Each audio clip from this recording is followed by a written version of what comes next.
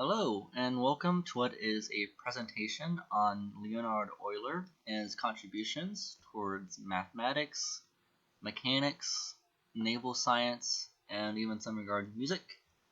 For the sake of this presentation and the scope of his achievements, we will be looking solely at his achievements in mathematics, but I do encourage you to look at what he accomplished as well in those other areas because they were somewhat interesting as well. So Euler was born in Basel, Switzerland. And Basel is a town which is located along the Rhine River, which flows into Germany. He was born on the 15th of April in the year 1707, so he was born after the time of Leibniz and Newton, but he was alive during the time of the Bernoullis, specifically Jacob Bernoulli, Johann Bernoulli, amongst others. His mother was a lady by the name of Marguerite Brucker. There were several scientists in the area at the time who were somewhat renowned by the last name of Bruckers. His father was a pretty influential role on his upbringing. His father, Paul Euler, was a devout minister. He was a preacher over in the Rhine area.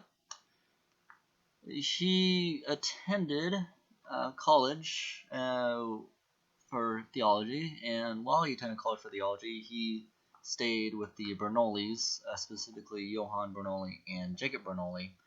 And it was under Jacob Bernoulli whom he learned mathematics from, and Johann Bernoulli he would become very good friends with in his life.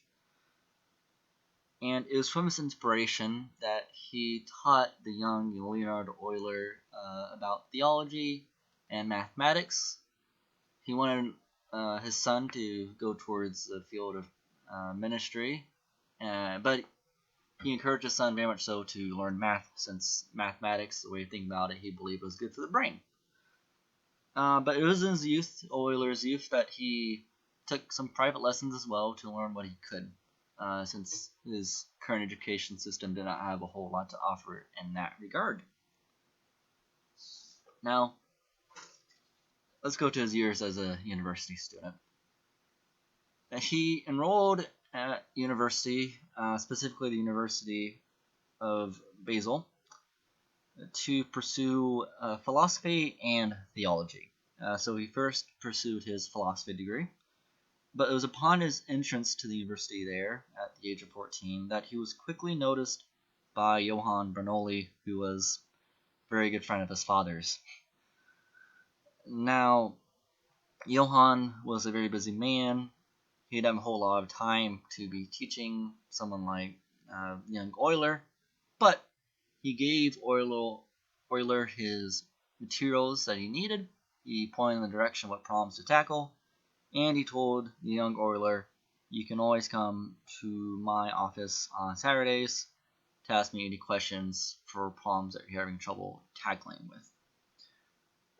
So this proved to be very advantageous to the young Euler, since it kind of gave him this person to communicate with, and was also someone who was a friend of his father's, which would play a very important role later on when he wanted to pursue mathematics.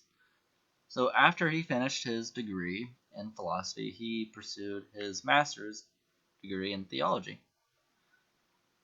It was during this time that he informed his father of wanting to become a mathematician, which his father approved, but he decided to finish out his theology degree so that he conformed to his father's views. And it was in his thesis for his philosophy degree that he compared Newtonian and Cartesian philosophies against each other. Now let's move on to his early career. So, the now mathematician, Leonhard Euler, he had several positions he applied for once he graduated, and it was during this time as well that he entered several contests. He entered this contest over in France, where he had to construct masses on a ship, arrange it to where you get the best flow there, I believe it was. And he got second place that prize, and so on. So he had some accomplishments under his belt, as well as his thesis. So he was ultimately offered a position at St. Petersburg, Russia, where they had recently established the Russian Royal Academy. And he already had two people new there, the Bernoullis. And this academy was recently finished by the now Catherine the Great, who you see on your right. And when he went there, the academy was going through a rough period because people didn't see it as being a necessity. And granted, there were foreigners there who were not native to Russia. So part of this inspired Euler to enroll in the Russian Navy for several years, during which time he quickly rose to the ranks, and this also gave him additional money because when he first went to the academy, he did not have a tenured position. He was sort of a part-time teacher there, but he had a position nonetheless. And it was after his time in the academy he became the professor of physics. And then, once Daniel Bernoulli left, he was appointed the senior chair of mathematics. So at this point, he had a tenured position in his life. He was kind of stable. So he married a lady by the name of Catherine Gesell, who was a daughter of a Russian painter. And they had 13 children together, 5 of which survived their infancy. Most of these kids would be very much interested in mathematics or pursue some lucrative careers. As a matter of fact, two of Euler's kids later in his life would go on to help him when he became blind. And Euler found a lot of enjoyment when he was working with his kids around. So he did a lot of his thinking when his children were when he was playing with his kids or he had a baby in his hands. That's when a lot of his thinking about mathematics came into being. And he became partially blind at one point due to overworking his eyes. And then turmoil hit Russia during his time there, so he moved from there to Berlin, where he was invited by Frederick the Great. He became the director of mathematics at the Academy of Science. He spent 25 years or so working in Berlin,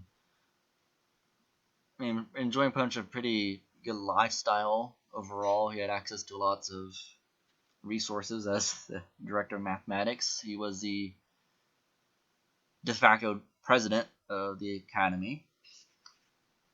And going from there, we go to his blind years, and this we left blank intentionally because he was blind, so he couldn't see anything. So it was upon his return to Russia in 1776, which coincides with the American Revolution,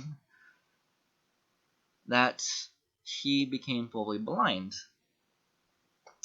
So this is similar to how Beethoven became deaf. And Beethoven, when he became deaf, of course, he was able to write his Ninth Symphony, which is one of the greatest pieces of music.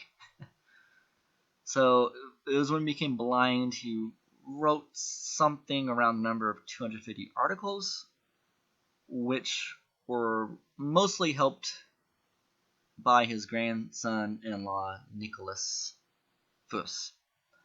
And Nicholas would go on to write Euler's eulogy, which was roughly 15 to 20 pages long in length. Very lengthy eulogy at that. And he died at the age of 76 in St. Petersburg on the 18th of September 1783 from a brain hemorrhage. And one could even think of St. Petersburg, Russia being his second home in regards to the amount of time he spent there and just his connections overall. It should be noted at this point, before we move on, that Euler, like many mathematicians have, was not innocent of Fermat's last theorem, in the sense that he too tackled Fermat's last theorem. His only success for Fermat's last theorem was the case n equals 3. So Fermat's last theorem just has a tendency to get people really badly. let's move on. So let's think about the number e, which is one of my favorite numbers. It's a continuous growth is what it is. So it's, if you think about things in terms of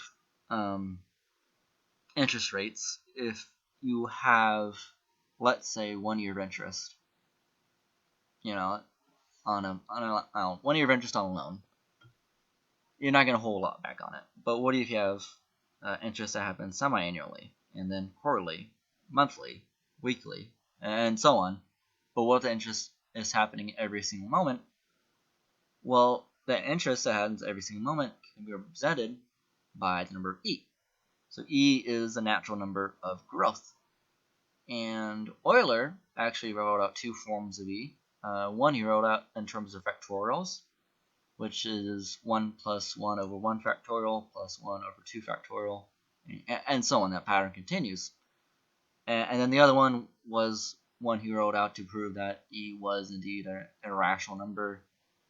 Something like 1 plus 1 over plus 1 over so on, sort of like the Gordon ratio is. And e is also a transcendental number. But the interesting thing about e to the x as a function is the derivative of e to the x is e to the x. The integral of e to the x is e to the x. So whenever you're working with this function e to the x, it's very easy to work with because its area and change is always going to be itself, which is very, very easy to work with. Now, Euler's identity, there's not a whole lot I'm going to talk about this with because